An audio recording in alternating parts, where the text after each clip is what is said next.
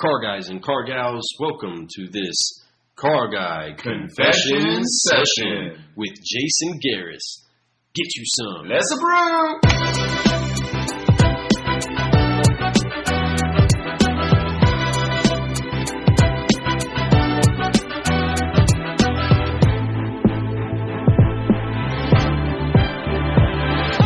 The clock, we're done? We're not done, guys. No, we're just getting started. We're just getting through this episode of Fresh News. So car guys and car gals, we got plenty more brew left. He's got 2 cups of coffee.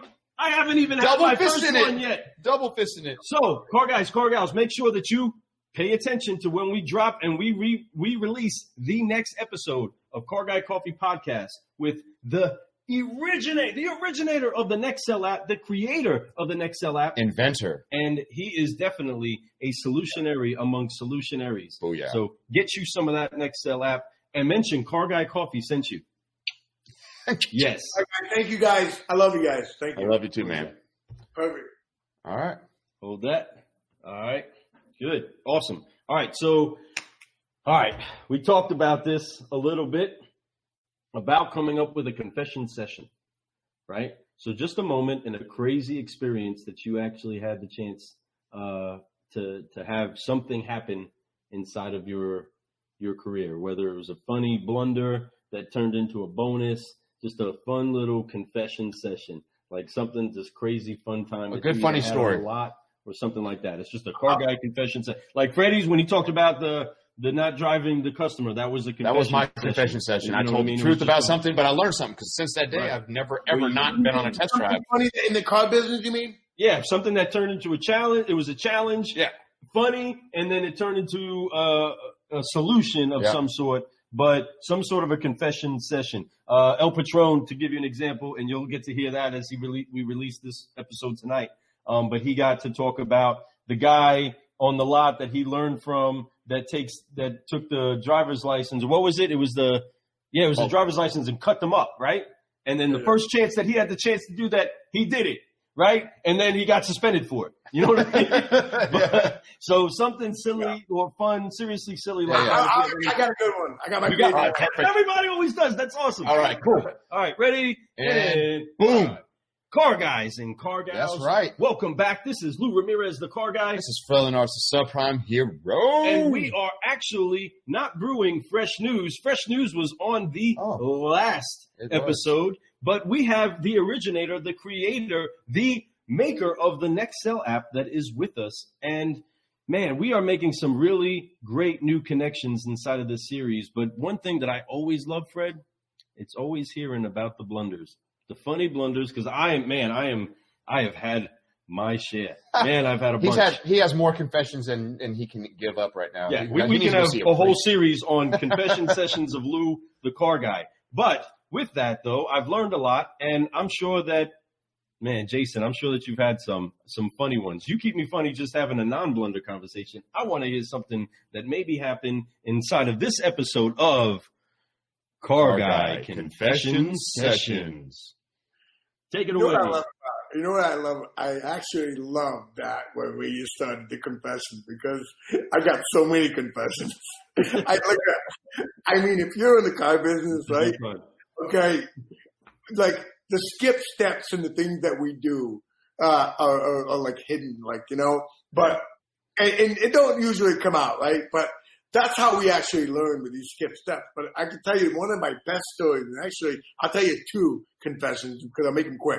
Bring them. Do it. So the first one was a lady, you know, that by the way, these confessions are lessons that I learned. So I learned the step of lying, and I want to tell you the best. So a lady comes in, and she was an older lady, right? Again, you know, I was new. I just started. You know, I was only in there for like 2 weeks. I just started, and but I was on the floor, and I was selling a lot of cars, believe it or not, because they were making me go out, and they were pushing me to, you know, go on these demo drives and do all these good things, and my manager was making me, you know, follow the process that he had, and he was a great manager.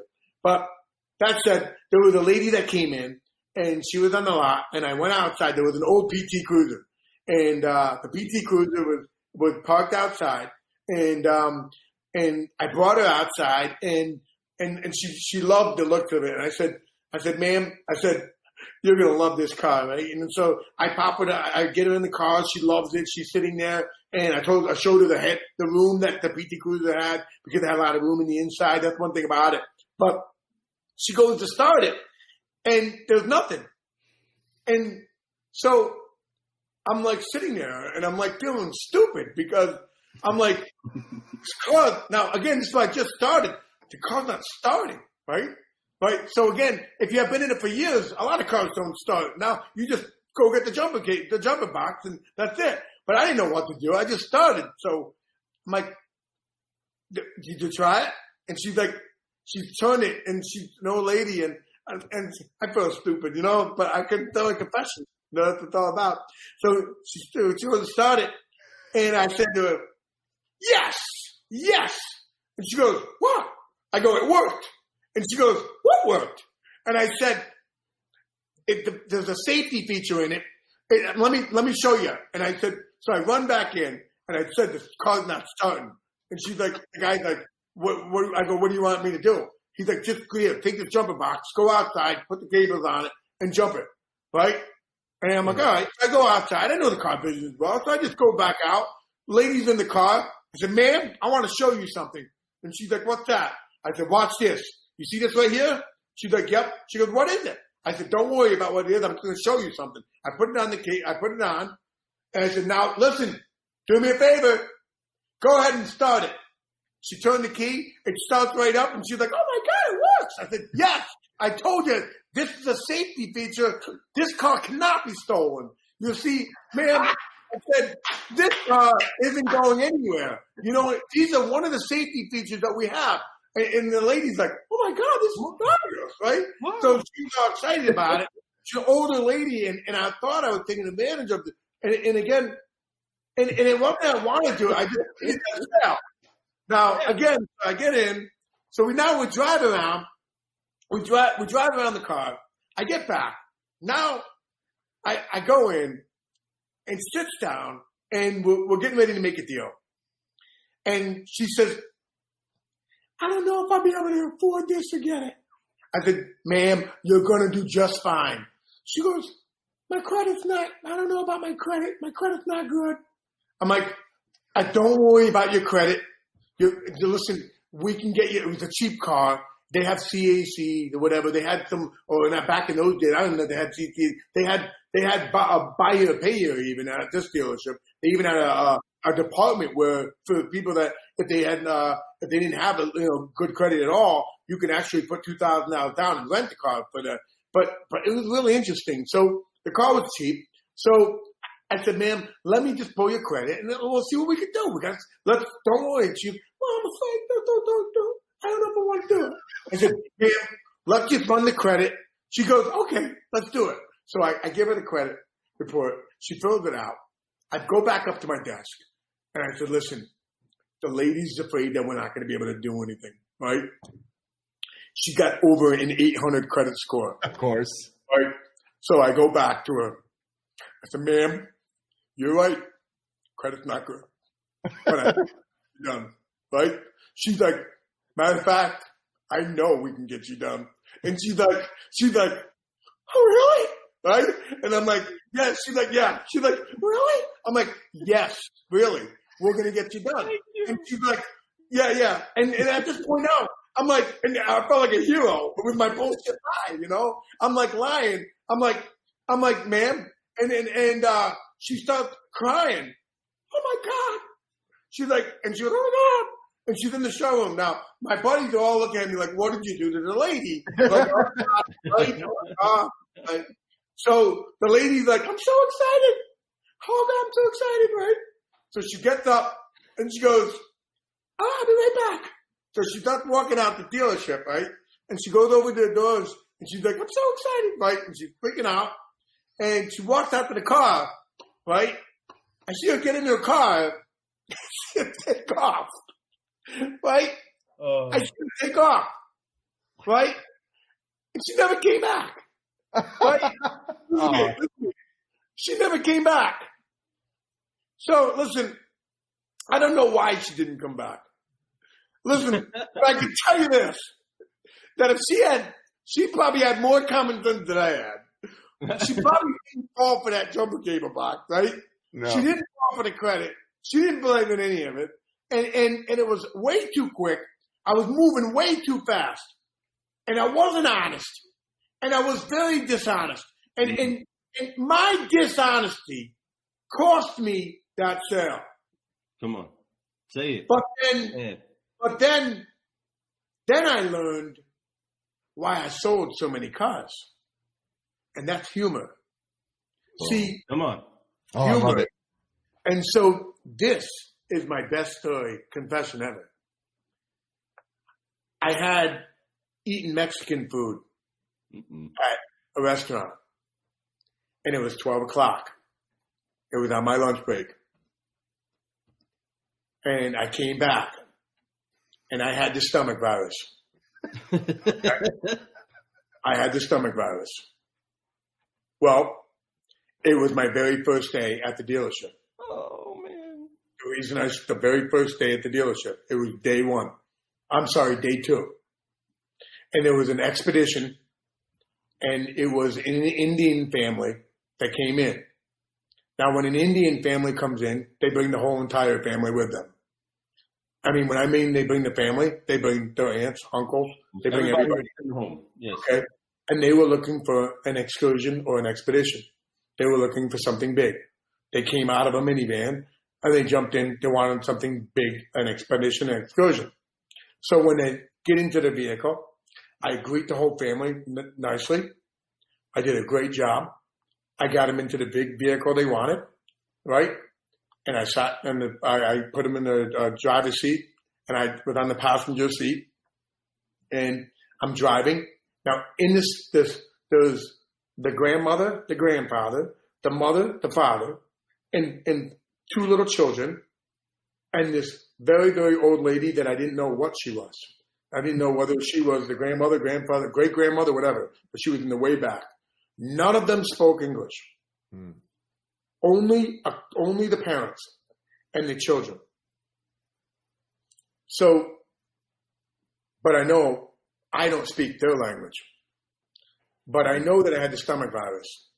And I wind up rubbing my stomach, right? And I'm not feeling good. And I had a fart. Okay? So I farted. Okay, which was not a big deal. Well, when I farted, I also shit my pants. Okay.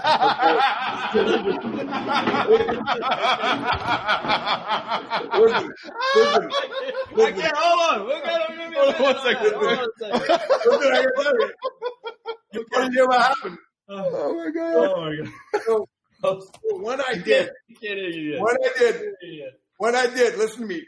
This is the reaction while we're on the road, okay? Now, I didn't have a lot. It was more of like a shot. It was enough to get, listen to me, it was enough for the aroma to go. But let me explain what happened. So, I hold on in a minute. Here's what happened. As I'm sitting there in the passenger seat, I'm in the passenger seat, and I look over, and the guy, the driver, the father, was going like this. He's going, right? I see him looking, but I'm looking straight forward. I'm not doing anything, right? I'm looking straight forward. He looks back and says, yeah, I got whatever, and start talking another language. So I said, right? So I could see they're talking, right? If you could go, no, right? I see what's going on because I am deaf. I know what they're doing. And I know what they're saying, but I know they're not saying, I know they're talking about this because the car is starting to stink, and it stinks really bad. The children rolled up. The one girl, the children in the back, they rolled the windows down in the back, right? And the one kid in the back, the little boy, was being an exaggeration, but I mean, it was bad, but he was hanging his head out the window and letting the air come in, and he was making a big scene. So he starts yelling, what happened, right? And he goes, who did it? Right? He's trying to find out who did it. But he's not looking at me because I'm a salesman. I don't do that stuff. Right? Well, I go, I did it. I shit my pants. right? And what? I go, I don't feel good, and they start cracking up laughing, right? They were laughing so hard. They were laughing. And when they were laughing, right, they all started laughing because they know that I messed up. They know that it's funny. I'm giggling about it. I got poop in my pants, but here's my point. Ready? So here's the best part. As they're laughing, as they're cracking up laughing at me, and with me, because they were laughing with me too, because they felt sorry for me too. They knew I was sick. I didn't feel good. So I get out of the vehicle, right? And I'm laughing with them, right? Yeah, laughing, right? And they're all cracking up and they're getting out. And the other salespeople are looking at them and they're laughing heavily. And they're like, what's going on, right? But nobody knows what happened. Nobody can smell nothing. All that happens right now is I went right to the bathroom, cleaned myself up real quick, came right back out, and I said, and I went and grabbed the paperwork. I grabbed the sold form, the paperwork, and what I did was I laid the paperwork down, and I said, all set, you're all set. Just sign right here, and these are the numbers right here for the car. You're all done, guys. I'm going to get you into the finance office. They're waiting to see you right now. I skipped the whole transaction of talking. I never, ever negotiated that deal.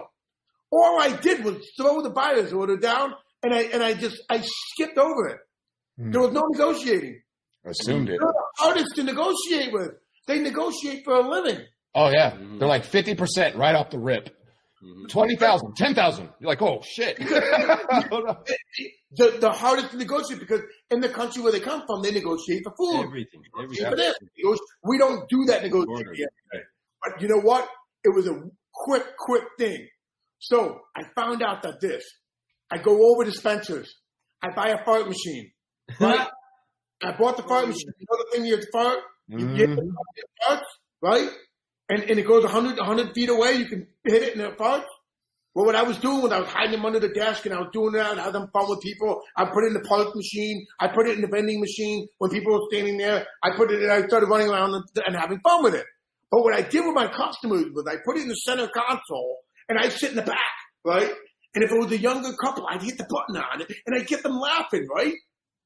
And the more they laughed, the more money I made. So true. The more they laughed, the more money I made. Yep, that's right. So I learned this in business. Don't lie to your customers.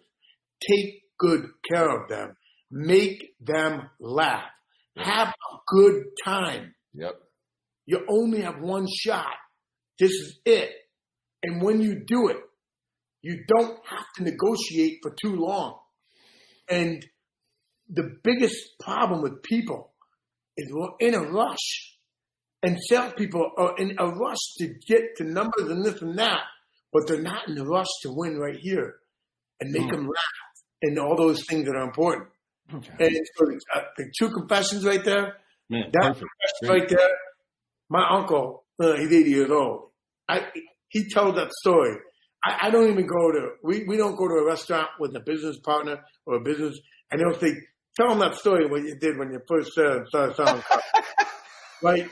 But wait a minute. So again, I know we're on here. So again, I know I showed this before, but again, I look at this here, and if you look, right, I push it down right here, and you can see I was salesman a month, every month. The awards are right here, and by the way, there's hundreds and hundreds of plaques here. Okay, look at they're stacked up, so you can't.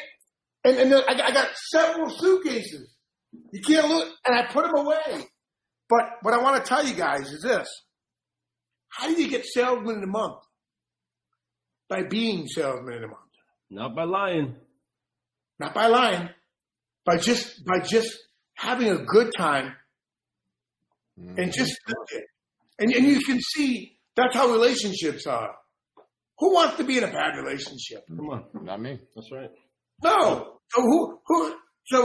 So that's all what this is all about. Relationships. Man, that's some solid stuff there. Those are two extremely awesome. Get it? Number two. Oh! Yeah. Lies and humor.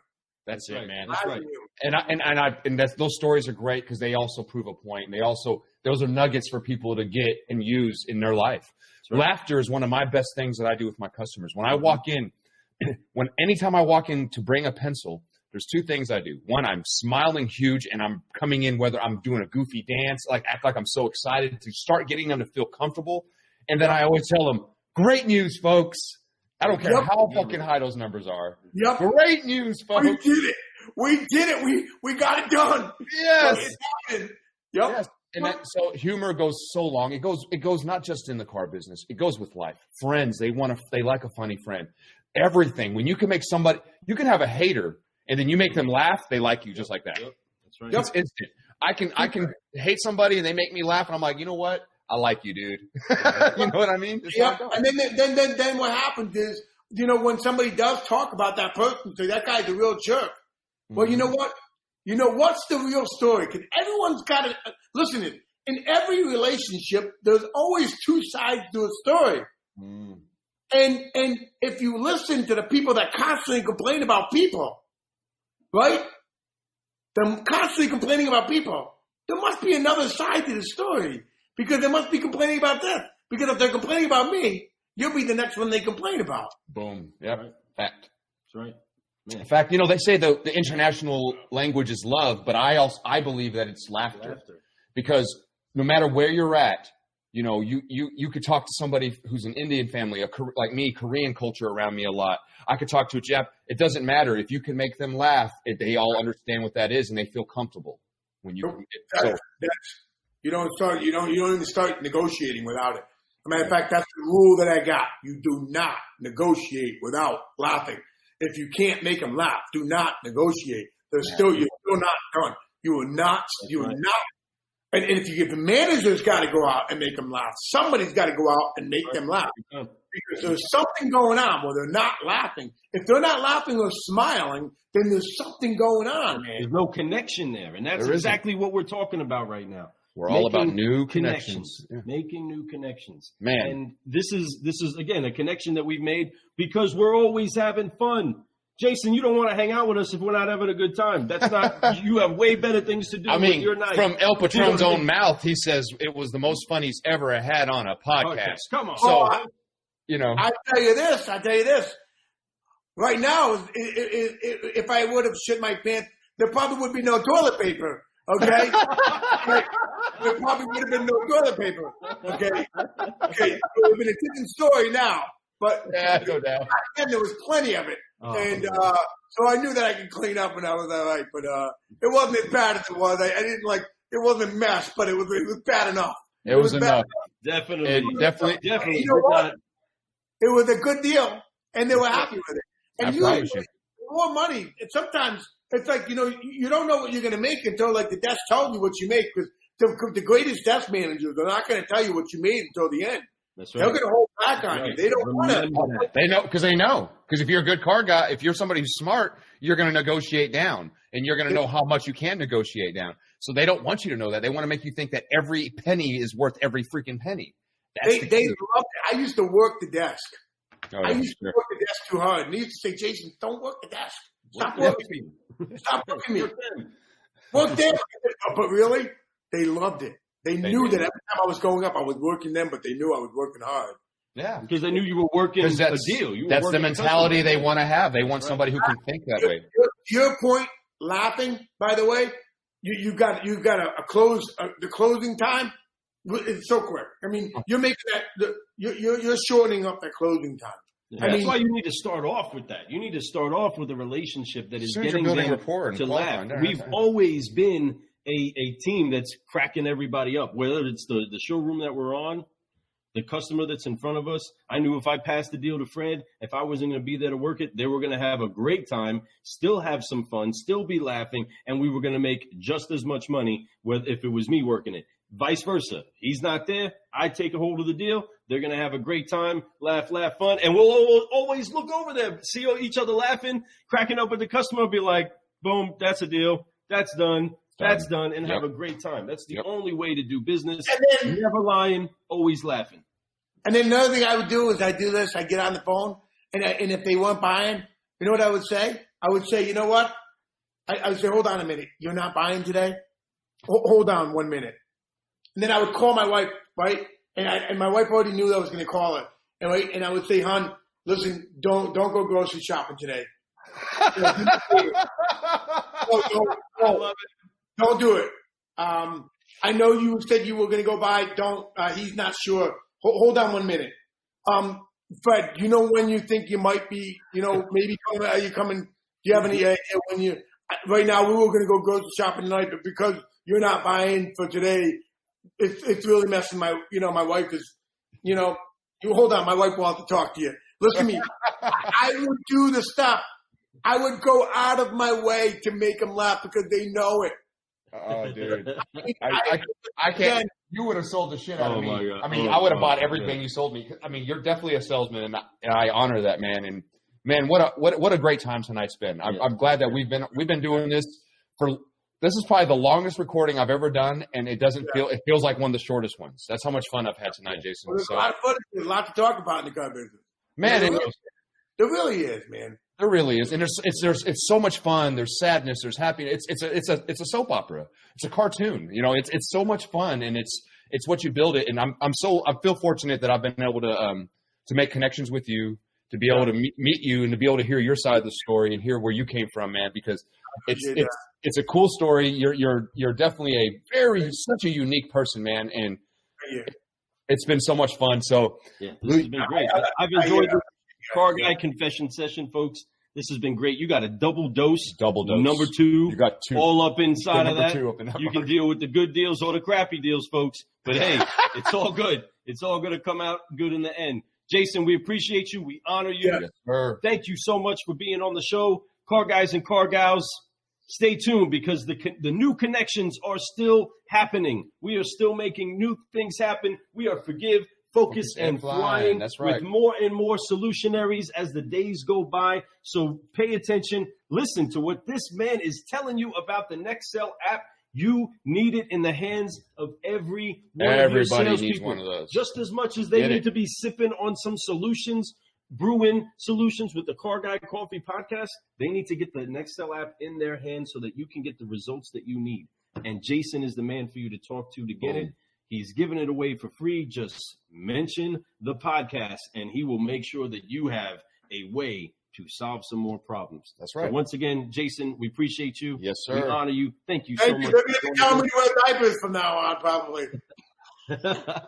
Hey, Jason, you got our number. We got yours. I'm gonna wear you out, man. I'm gonna have to send you those texts every once in a while, see how you're doing. So keep in touch with us, man. And I'll talk to you soon. We're gonna get our team working with this next sale. So let's get it going, bro. That's right. We'll be right back, Car Guys and Car Gals. Thank you. Hold on, don't leave.